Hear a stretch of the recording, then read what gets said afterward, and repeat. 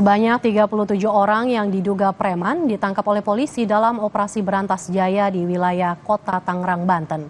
Penangkapan ini tindak lanjut dari laporan warga yang merasa resah dengan aksi premanisme.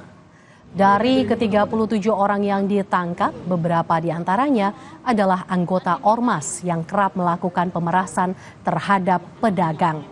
Selanjutnya, ke-37 yang diduga preman ini dibawa ke Polres Metro Tangerang Kota guna dimintai keterangan.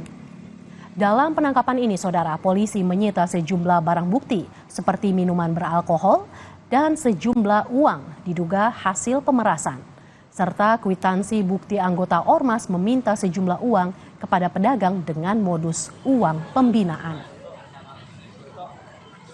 Kami melakukan kegiatan patroli, sekaligus kita juga melakukan kegiatan-kegiatan himbauan kepada masyarakat. Dan dari hasil patroli malam hari ini kita mengamankan sebanyak 37 orang ya. Di daerah Puri Beta kita mengamankan kurang lebih 13 orang yang pada saat kita amankan mereka sedang pesta miras ya. Sambil mereka melakukan kutipan parkir yang tidak sesuai dengan ketentuan.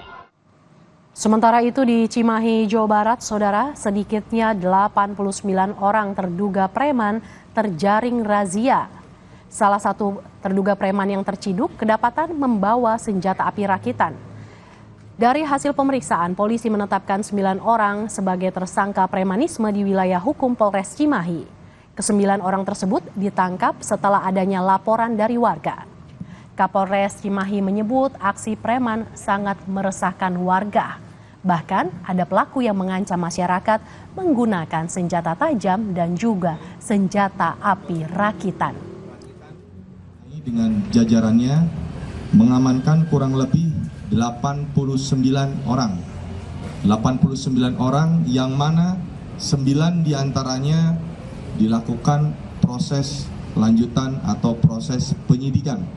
Dikarenakan beberapa orang yang diamankan terkait dengan dugaan tindak pidana, salah satunya adalah kepemilikan senjata api rakitan yang digunakan oleh pelaku untuk melakukan pengancaman atau meminta barang secara paksa kepada masyarakat.